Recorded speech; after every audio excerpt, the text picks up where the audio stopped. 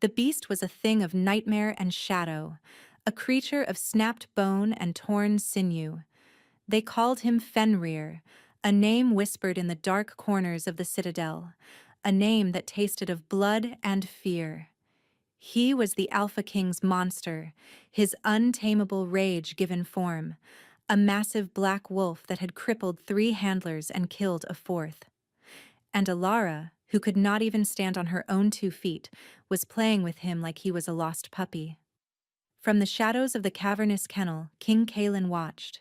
He stood as still as the stone around him, a ghost in his own fortress, his face a mask of cold, hard control. But inside, a storm raged. For 3 centuries he had ruled. For 3 centuries he had held his beast, his wolf, on a chain of iron guilt. No one touched Fenrir. No one approached him without whip and chain. No one saw the monster and offered it a gentle hand. No one until her. Alara was seated on the damp stone floor, her useless legs tucked to one side. She had a piece of dried fish in her hand, and the great beast, whose jaws could snap a man's spine, was taking it from her palm with the delicacy of a courtier. His massive head was level with her own. His ears, usually pinned back in a perpetual snarl, were pricked forward. His yellow eyes, normally burning with feral madness, were soft. She scratched him behind one of those ears, her fingers sinking into the thick, coarse fur. And then Kalin saw it. The thing that made the world stop on its axis. The beast's tail, a thick, powerful appendage that had only ever been used for balance in a lunge or a kill, gave a single, hesitant thump against the stone. Then another. A wag. Kalen's breath caught in his throat. The sound was like a crack in the foundation of his world. He had never seen it wag its tail. In 300 years of shared, tormented existence, he had never once seen his own soul show a flicker of simple joy. A cold, unfamiliar feeling coiled in his gut. It was not anger. It was not suspicion. It was something far more terrifying. It was hope. And he knew with a certainty that chilled him to the bone that this broken girl would be the end of him. 3 months earlier, the world had been nothing but shades of gray and pain. Ilara's world had been the size of a single room, its borders defined by the 4 posts of her bed and the window that looked out onto a muddy courtyard. She had been born with legs that would not obey her, twisted limbs that her father, a minor lord with grand ambitions, saw as a personal affront, a stain on his name. Her stepsister, Lyra, saw them as an opportunity. Lyra was beautiful, whole, and vicious. She moved through their father's house like a hunting cat, all grace and hidden claws, and Alara was her favorite prey.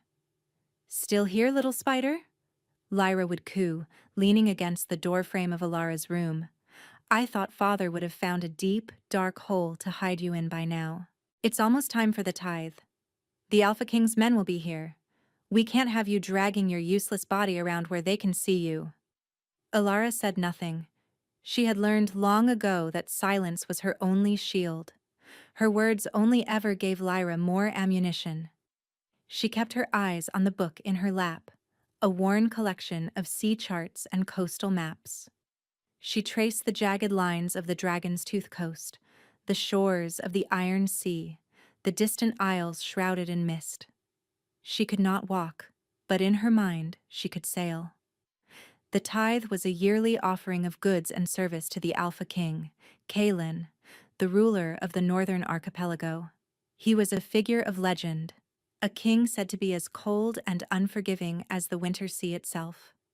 Lyra was obsessed with him. She dreamed of being presented at court, of catching his eye, of becoming his queen. "One of his guards was injured last year," Lyra mused, tapping a perfectly manicured nail against her chin. Father had to send 2 of his best men as replacement levies, a waste. But what if one sent something different? A gesture of loyalty, of justice. A cold dread seeped into Alara's bones. She knew that look in Lyra's eyes. It was the look she got before she did something truly cruel. The next day, the captain of her father's guard had come to her room. He would not meet her eyes. He said there had been an incident. A valuable tapestry, a gift meant for the king, had been found slashed to ribbons. Her knife, the small one she used for cutting the pages of new books, was found beside it. It was a lie. She hadn't left her room. But her father had accepted the story without question. It was the excuse he had been waiting for her entire life. "You are a disgrace to this house," he had hissed, his face mottled with rage. He did not see a daughter. He saw a flawed product. "You will be sent to the citadel. Not as a lady, but as a penitent. You will work off your debt of shame. Let the Alpha King see that the House of Valerius knows how to punish its own." Lyra had stood behind him, a small, triumphant smile playing on her lips. She had won. She had scrubbed the stain of her broken sister from the family name and, in her twisted mind, performed an act of loyalty to the king she idolized. Ilara was put on a cart like a sack of grain. She did not cry. She did not beg. She held her book of maps tight against her chest and stared at the gray sky, feeling the familiar, hollow ache of worthlessness settle deep inside her. She was being sent to the fortress of the Monster King as a punishment. It was no less than she deserved. The citadel was a spike of black rock jutting out of a churning slate-gray sea. It smelled of salt and cold stone and something else, something wild and musky that made the hairs on her arms stand up. It was a place built to withstand sieges and winter storms, not to be a home. It was a fortress of solitude. She was dragged from the cart and left on the cold flagstones of the lower bailey. Guards and servants bustled past, their faces hard and grim. No one looked at her. She was less than invisible. She was refuse. Hours passed. The cold seeped through her thin cloak, and a damp chill settled in her bones. She clutched her book, the last piece of her old life, the only thing that was truly hers. Finally, a stern, hawk-nosed woman in the gray livery of the citadel staff stopped before her. Her eyes swept over Ilara's crumpled form, lingering on her legs with open distaste. "You're the one from Lord Valerius? The vandal?" The woman, the housekeeper, snapped. Her name was Kira. Ilara could only nod, her throat tight. "The king has decreed you will serve in the kennels," Kira said, and a flicker of cruel satisfaction crossed her face. "To tend the beast. Maybe it'll find a use for your bones, if nothing else." A ripple of fear, cold and sharp, finally pierced Ilara's numbness. The kennels. The beast. She had heard the whispers from the men who drove the cart. A monster that even the king could not fully control. A punishment meant to be a death sentence. 2 guards hauled her, chair and all, down a series of winding, torch-lit stairs. The air grew colder, heavier, thick with the smell of wet fur, old bones, and raw meat. The sounds of the bustling citadel faded, replaced by an unnerving silence, broken only by the drip of water and the distant rhythmic crash of waves against the rock. They left her at the entrance to a vast natural cavern at the base of the citadel. An iron-barred gate, thick as a man's arm, was the only thing separating the passage from the darkness within. "Food's there. Water's there," one of the guards grunted, pointing to a bucket of bloody meat scraps and a pail of water. "Slide it through the slat at the bottom, and pray to the old gods he's not hungry for more than mutton." Then they were gone, their footsteps echoing away, leaving her in the oppressive gloom. She was alone with the monster. From the depths of the cavern, 2 points of yellow light ignited. They floated in the darkness, burning with a cold, intelligent fire. A low growl rumbled through the stone, a sound so deep and powerful she felt it in her chest, a vibration that rattled her very bones. This was it, the end of her worthless life. She was a broken toy, thrown into the monster's cage. And in that moment, A strange sort of peace settled over her. She had nothing left to lose. Fear was a luxury for people who had hope. Slowly, painfully, she lowered herself from her worn wooden chair to the floor. She dragged her body forward, her arms trembling with the effort, until she was sitting before the iron gate. She did not try to push the food through. She simply sat, her back against the cold, damp rock, and looked into the darkness. "Hello," she whispered, her voice barely a breath. "My name is Alara." The growling stopped. The yellow eyes blinked. "They sent me here to die, I think," she continued, her voice gaining a sliver of strength. "But they've been trying to get rid of me my whole life. You'll have to get in line." A huff of air, hot and smelling of blood, gusted from the darkness. A massive, shadowy form shifted. The beast took a step forward, then another. He was larger than any wolf she had ever read about, a creature of pure primal power. His fur was the color of a starless midnight, his muscles coiled like thick ropes beneath his skin. Scars, old and new, crisscrossed his muzzle and flanks. He stopped just shy of the bars, his great head lowered, those burning eyes fixed on her. He was not just a monster. He was magnificent and lonely. The loneliness poured off him in waves, a profound, aching isolation that she recognized as if it were her own. He was a prisoner, just like her. She saw the pain in his eyes, the torment of a power too great to be contained.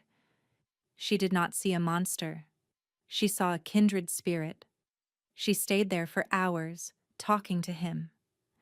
She told him about her books, about the sea, about the constellations she could see from her window. She spoke of her father's cold ambition and Lyra's casual cruelty. She poured out all the words she had held inside for a lifetime, offering them to the silent, captive beast. He did not move. He just watched her, his head cocked, listening. For the first time in her life, she felt seen. Kaelin did not visit the kennels. He did not need to. The beast was a part of him, an extension of his own soul. He felt its rage, its hunger, its bone-deep ache of confinement. For centuries, since the Battle of the Weeping Plains, his wolf had been a torment. It was the guilt he carried, the physical manifestation of his greatest failure. He had hesitated, and a village had burned. Women and children had died because he had been afraid. Not of the enemy, but of the power inside him. He had locked his wolf away in the dungeons of his own mind, and it had become a monster. So when a new sensation trickled through their bond, he was startled. It was not the usual simmering fury. It was curiosity, a quiet, watchful stillness. He felt it when the girl was brought down. He felt the beast's initial surge of snarling territorialism, and then nothing. Just a profound, listening silence. He dismissed it. The girl would be dead by morning. It was a cruel fate, but the Citadel was a cruel place. He had a kingdom to run, enemies to watch, a gnawing emptiness to endure. He had no time for a crippled, disgraced girl. He was a king, not a savior. He had learned the hard way that trying to save people only got them killed. But she did not die. Days turned into a week. And the sensation from his wolf grew. The curiosity deepened. He felt a flicker of something else, something he couldn't name. A lessening of the constant grinding pressure in his own chest. He began to hear things, whispers among the staff. The crippled girl was still alive. She spent all her time by the gate. She talked to the beast. She sang to it sometimes, soft, sad songs of the sea. Kira, the housekeeper, reported to him, her face tight with disapproval.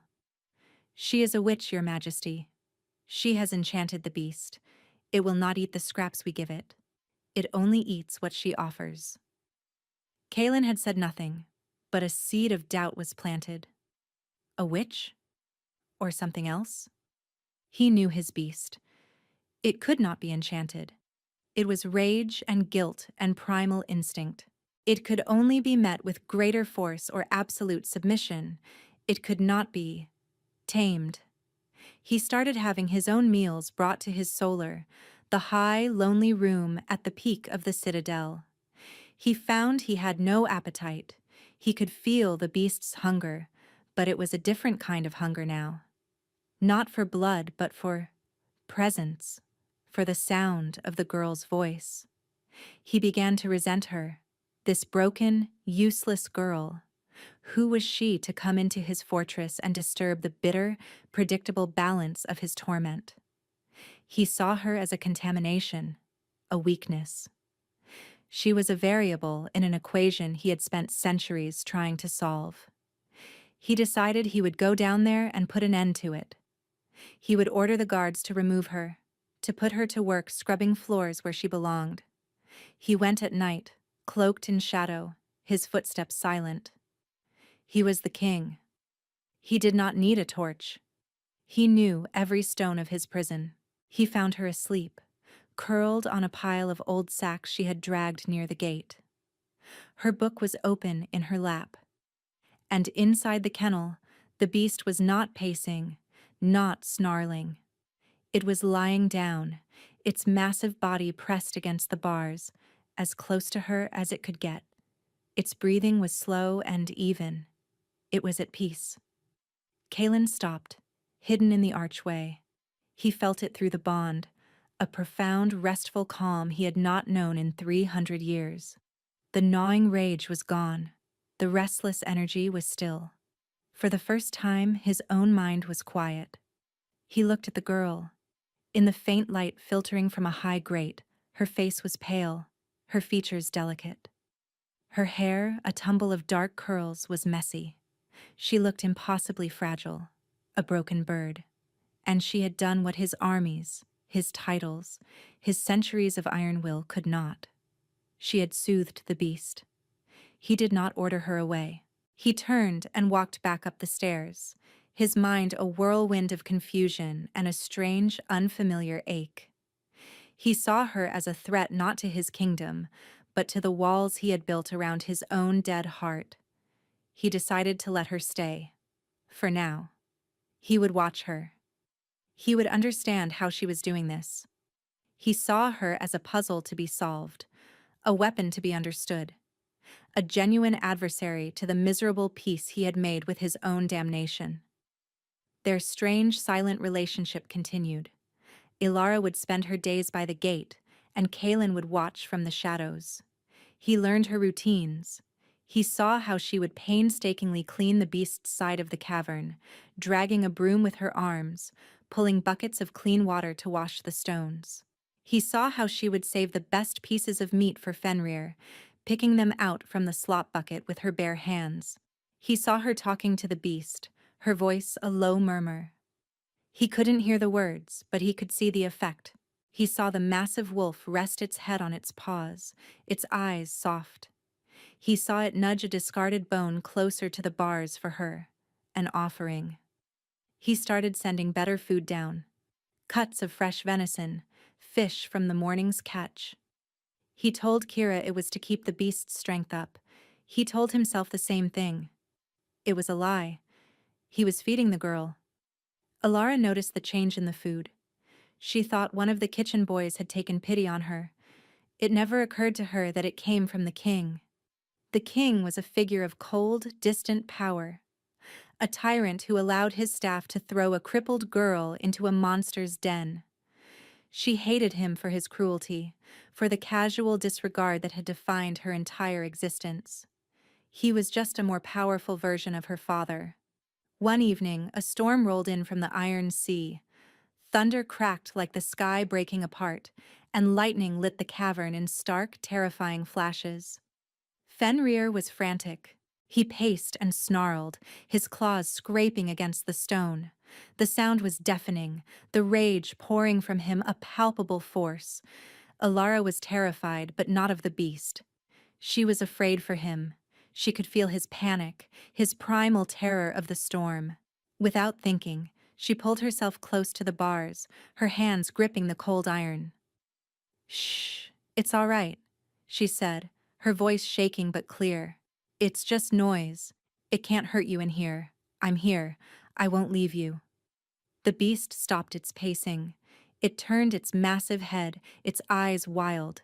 It let out a whimpering sound, a noise so full of pain and fear it broke her heart. I know, she whispered. I know you're scared. I get scared too. She began to sing, an old sailor's shanty her mother used to sing to her, a song about a ship finding its way home through a storm. Her voice was small against the thunder, but it was steady. Slowly, the great beast sank to the ground. It crawled toward her, pressing itself against the bars again, and rested its head near her hands. She reached her fingers through the bars, not touching him, but just being close. He closed his eyes, and his trembling subsided. From the shadows, Kalen watched, and his heart, a thing he had thought long dead, gave a painful lurch. The storm did not frighten his wolf. His wolf was the storm. The beast was reacting to his own buried memory. The night the village burned, there had been a storm. The thunder had covered the screams. The girl was not calming the beast. She was calming him. He felt an overwhelming, terrifying urge to go to her, to thank her, to touch her. He clenched his fists, his nails digging into his palms. He was the Alpha King. He did not feel gratitude. He did not feel need. He was a fortress. He turned and fled from the warmth she offered, back to the cold safety of his solitude. He hated her for making him feel. He hated himself for wanting it. The news that Lyra was coming to the Citadel arrived like a shard of ice in Alara's gut. Her father had sent a message. Lyra was to be presented to the king, a reward for her family's unflinching loyalty. Alara knew what that meant. Lyra was coming to claim her prize and to gloat. When Lyra swept into the kennels a week later, she was a vision of courtly perfection. She wore a gown of emerald silk. Her hair was a marvel of intricate braids, and she smelled of expensive perfume that did little to mask the scent of her venom. Two hulking guards stood behind her, their faces grim. "Sister," Lyra said, her voice dripping with false sweetness. "I see you found your place. Among the animals and the filth. It suits you." Alara said nothing. She was sitting with her back to the gate, mending a tear in one of the old sacks she used as a cushion. Fenrir was quiet behind her, a silent, watchful presence. "The king is a remarkable man," Lyra prattled on, walking the perimeter of the cavern as if inspecting it. "So powerful, so decisive. He appreciates justice. He was very impressed when father told him how we dealt with your little crime." Alara's hands stilled. There was no crime. Lyra laughed, a high, tinkling sound that grated on the nerves. "Oh, Alara, still so naive? Does it matter? You're here. I'm here. And soon I will be queen. And my first act will be to clean the citadel of its refuse." Her eyes flickered toward Alara's legs with undisguised contempt. A low growl rumbled from behind Alara, deep and menacing. Lyra's eyes widened slightly. She finally seemed to notice the massive black wolf lying directly behind her sister, separated only by the iron bars. "My gods, it's hideous. They let you tend to that thing?" "His name is Fenrir," Alara said quietly. "I don't care what its name is," Lyra snapped, her composure cracking. She had expected to find Alara broken and weeping, not calm and composed. It infuriated her. "It's a monster, just like you, a broken, useless thing that should have been put down at birth." The growl deepened into a snarl. Fenrir rose to his feet, a mountain of black fur and coiled muscle. His lips peeled back from his teeth, revealing fangs as long as daggers. Saliva dripped from his jaws.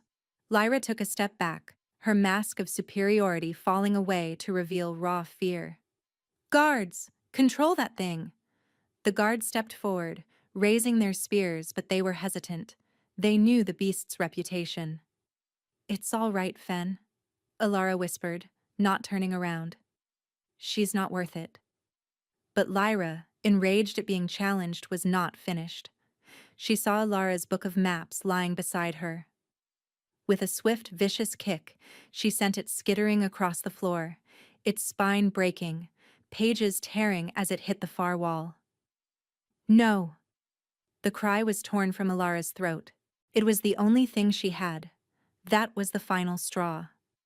With a roar that shook the very foundations of the citadel, Fenrir launched himself at the gate. The iron bars, thick as a man's arm, groaned and buckled under the impossible force of his impact. The lock shattered. The gate flew open. Lyra screamed, a raw, piercing shriek of terror. She stumbled backward, falling in a heap of emerald silk. The guards were frozen, their faces ashen. Fenrir was out. He stood over Lyra, his massive form blotting out the torchlight. He was the incarnation of death, a shadow of rage. He lowered his head, his hot breath washing over her face, a low, guttural snarl vibrating in his chest. Ilara dragged herself forward, her heart pounding. Fen, no, stop! But the beast did not listen. He was lost to the rage. And then another voice cut through the chaos, cold, sharp, and absolute. Enough. King Kalen stood in the archway. He was no longer a shadow. He was a presence, radiating a power so immense it seemed to suck the air from the cavern. His eyes, the same burning yellow as his beasts, were locked on the wolf. Fenrir froze. He whined, a low, conflicted sound, torn between his protective fury and the command of his alpha. I said enough, Kalen repeated, his voice softer now, but no less powerful. He walked forward, his gaze never leaving his wolf. He stepped between the beast and Lyra, placing himself directly in the path of the monster's rage.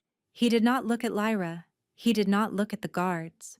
He looked at Alara, who was struggling to pull herself toward her ruined book. His eyes, for a fleeting moment, softened with an emotion she could not decipher.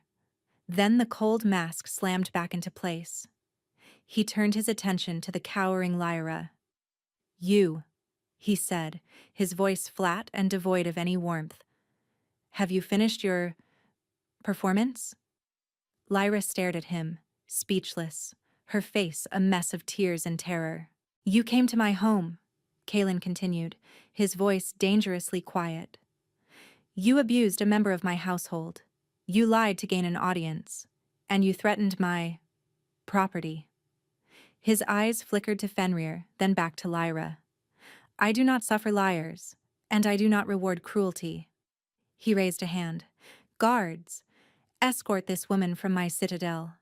Her and her entire family are banished from the northern archipelago.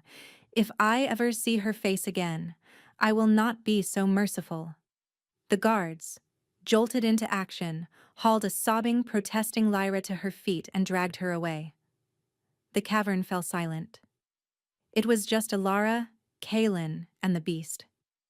Fenrir, his rage subsiding, nudged his massive head against Kalen's hand.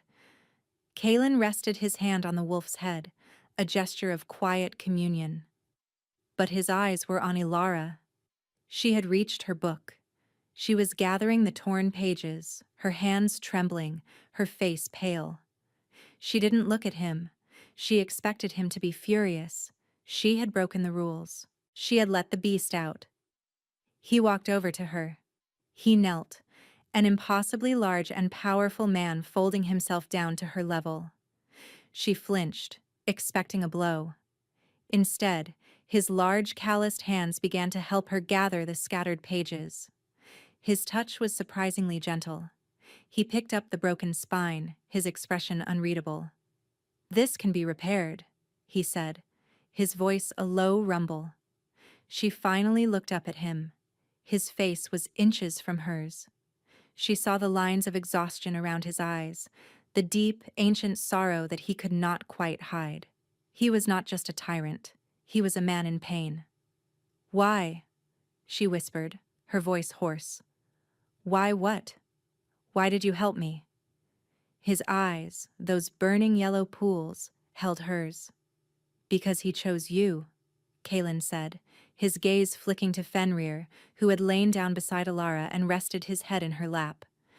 "And I am beginning to understand why." He stood, taking the broken book with him. "You will no longer serve in the kennels.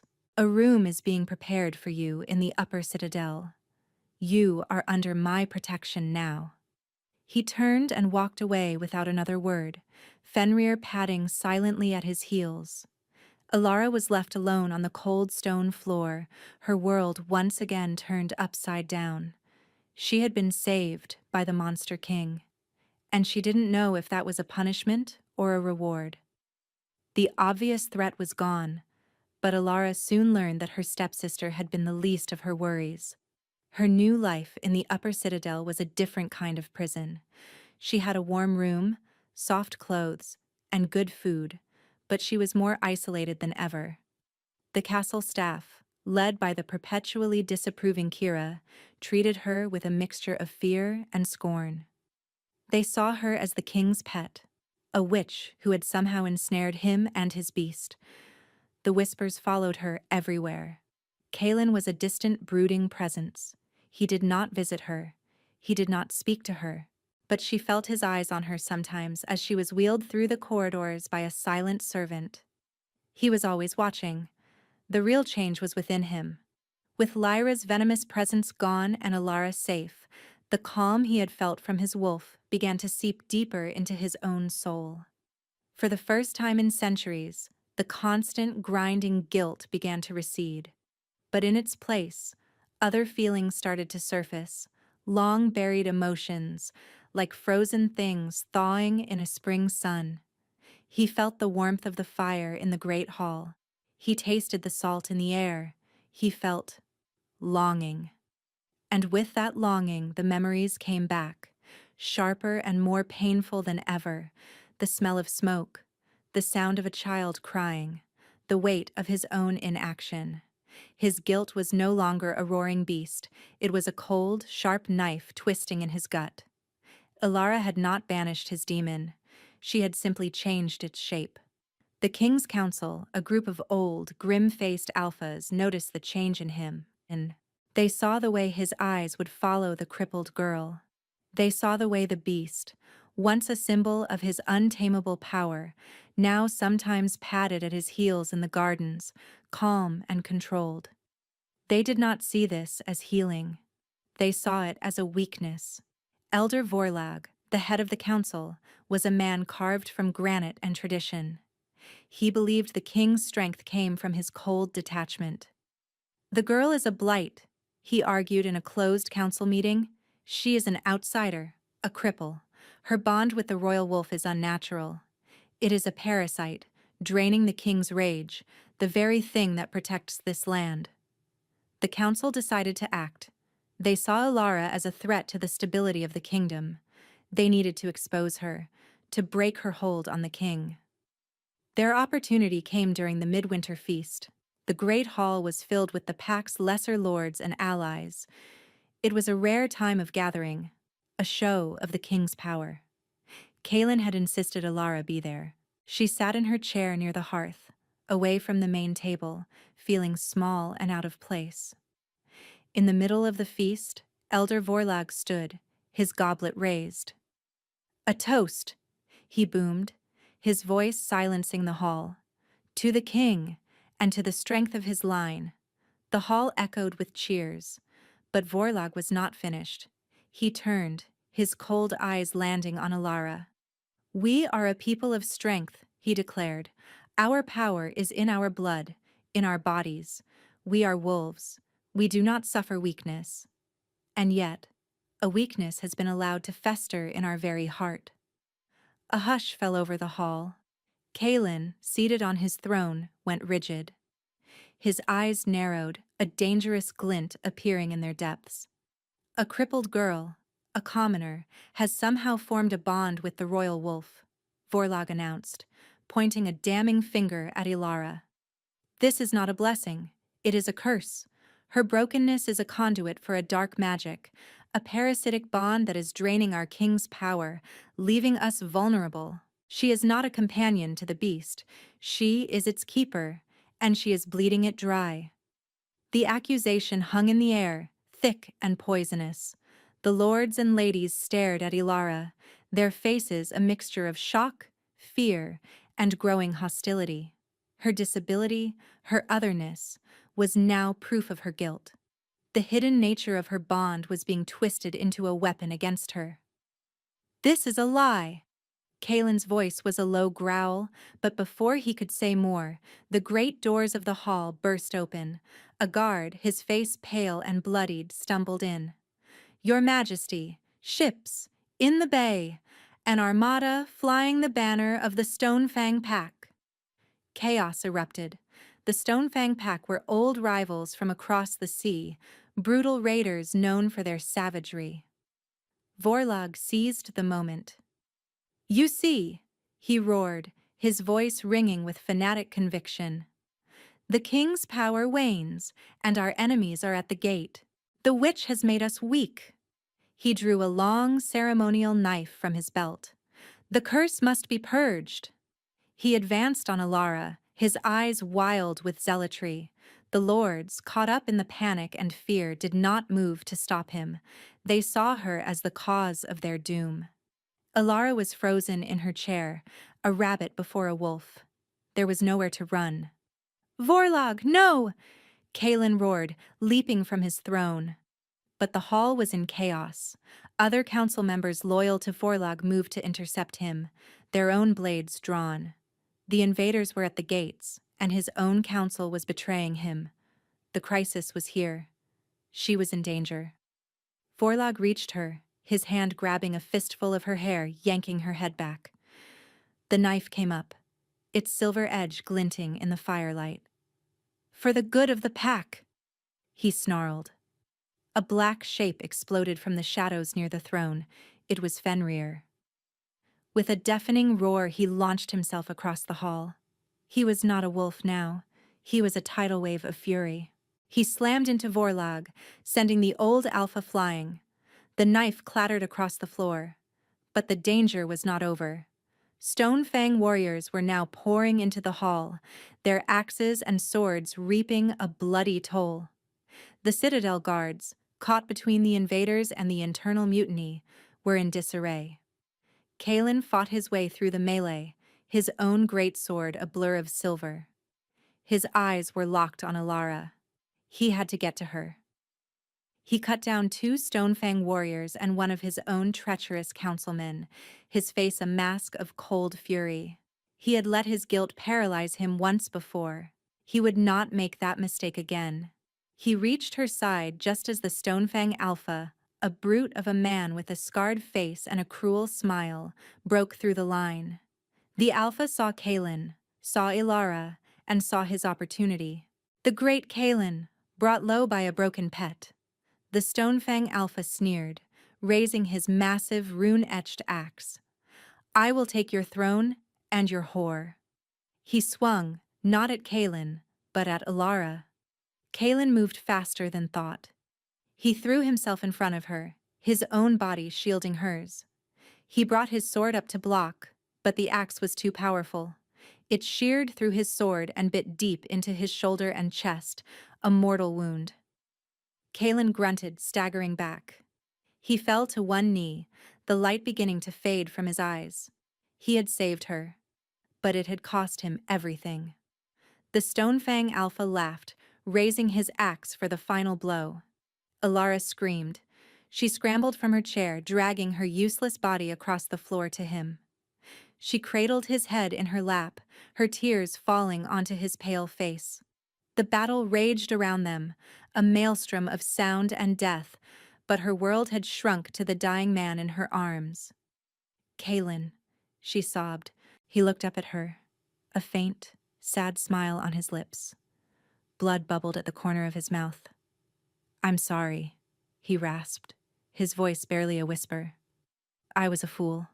So much time, wasted in the cold." "Don't talk," she pleaded. "Save your strength." "No, must." He reached a trembling hand to her face, his touch a ghostly caress. It was never about the beast, Alara. It was always about me. You didn't soothe him. You saved me. His eyes, losing their golden light, met hers. I love you. I think. I have from the moment I saw my monster wag its tail. The love confession, spoken under the shadow of death, shattered the last of her own walls. This great, powerful, tormented king loved her. Her, the broken girl. I love you too, she whispered through her tears. His eyes fluttered closed. His hand fell away. His breathing stopped. He was gone. A cold, empty silence fell over her heart, a void more terrifying than any sound of battle. He was gone. The man she loved was dead. The world had taken the one good thing she had ever known. No. The word was not spoken. It was a feeling. A deep, primal refusal that rose from the very core of her being. No. She would not accept this. She would not let him go. She pressed her hands to the gaping wound in his chest, pouring all of her love, her grief, her desperate, hopeless will into him. She felt the bond between them, the fragile thread that had connected her to Fenrir, and through him, to Kaelin. It was frayed, fading, about to snap as his life force guttered out. She held onto it. She wrapped her entire being around that thread and pulled. You will not die, she whispered, her voice raw with power. I will not let you. And then, something inside her broke. Or perhaps, something was finally unlocked. It was not her power. It was their power. Her love, her soul, became a conduit. She felt a surge of energy, a torrent of life force, not from her, but through her. It flowed down her arms, into her hands, and into Kaelin's still body, a river of pure silver light. The world erupted in brilliance. A wave of energy, visible and potent, exploded outward from them. It was not fire or force. It was life. It was renewal. The wave washed over the great hall. The dying groaned and sat up. The wounded found their injuries closing. The very stones of the citadel seemed to hum with a new vitality. The Stonefang warriors, untouched by the healing wave, cried out in terror. They saw Alara, kneeling over their king, glowing with a soft silver light that was more terrifying than any weapon. Kaelin's body, in her arms, was also beginning to glow, a fierce, molten gold. The Stonefang Alpha stared, his face a mask of disbelief. What? What are you? Kaelin's eyes snapped open. They were no longer just yellow. They were solid gold, blazing with a power that was ancient and absolute. The wound in his chest was gone. He rose to his feet in a single, fluid motion, pulling Alara up with him. He held her close, her feet dangling off the ground, her body weight nothing to him. He was whole. The guilt, the hesitation, the centuries of cold torment. They were not gone, but they were integrated. They were a part of his strength now, tempered by the silver light of her love. He felt his wolf, not as a separate, raging beast, but as a part of his own soul, complete and at peace. He looked at the Stonefang Alpha, and his voice was the sound of the sea and the storm, of the earth and the sky. I am the king of this land, he said. And this, he said, his golden eyes softening as he looked down at Alara, is my queen. Her own eyes were glowing, a soft, steady silver. Her power was the bond. It amplified his. It completed him. Together, they were more than just two people. They were a force of nature. The remaining invaders threw down their weapons and fell to their knees. They had come to fight a wolf king. They had found gods. The battle was over. The traitors were rounded up. The invaders were taken as prisoners. But Kaelin and Alara saw none of it. They stood in the center of the ruined hall, holding each other, just breathing. He was alive. She was whole. The world had tried to break them, and it had only forged them into something stronger. He gently lowered her back into her chair, his hands lingering on her arms. He knelt before her, the great Alpha King on his knees before the girl he had once dismissed as worthless. "You saved me," he said, his voice thick with emotion. "No," she whispered, reaching out to touch his face, her fingers tracing the line of his jaw. "We saved each other." He captured her hand, pressing a kiss to her palm. He looked at her, truly looked at her, and saw not her broken limbs, but the impossible strength of her spirit. He saw the woman who had faced his monster without fear, who had healed his soul with a whisper, who had defied death itself for him. He saw his mate, his equal, his everything. 3 months later, the citadel was transformed. The grim black stone seemed warmer, softened by the new life that bloomed within it. The crash of the waves against the shore sounded less like a battle and more like a heartbeat. The northern archipelago was at peace, ruled by a king who had found his heart and a queen who had found her power. Ilara never walked. Her legs remained as they were, but it no longer mattered. She had found a different way to move through the world. Through the bond, she could feel the entire pack, every man, woman, and child in their territory. She felt their joys, their sorrows, their fears. Her empathy, once a source of private pain, was now her greatest strength. She advised Kaelin with a wisdom and compassion the kingdom had never known. Her official title was Queen, but the people called her the Heart of the Pack. Kaelin was a different king. The cold, ruthless ruler was gone, replaced by a man of quiet strength and profound warmth. The guilt of his past was still there, a scar on his soul, but it no longer defined him. Ilara's love was a constant, gentle light that kept the shadows at bay. The evening was calm, the sky a tapestry of violet and rose. They were in the gardens that overlooked the sea, a place Ilara had only ever seen in her books. Kaelin sat on a stone bench, and she was in his lap, her head resting against his chest, his arms wrapped securely around her. Fenrir, no longer a beast of nightmare but a magnificent black wolf, lay at their feet. His head was resting on Ilara's knee, and his eyes were closed in contentment. Kaelin leaned down, his lips brushing her hair. "What are you thinking about?" he murmured. "The sea," she whispered. "I used to dream of sailing away on it, to find a place where no one would look at me with pity. And now?" She turned her head, her silver eyes meeting his gold. She smiled, a real radiant smile that made his heart ache with love. "Now I know I was never meant to sail away. I was meant to be an anchor." He kissed her, a long, slow kiss full of promises and tomorrows. It tasted of salt and love and home. As he held her, Fenrir shifted at their feet. The great black wolf let out a contented sigh, and his tail gave a single solid thump against the stone path. Then another, and another. A steady, happy rhythm that was the new song of their kingdom. The song of a beast who was finally at peace, and a king who had finally come home.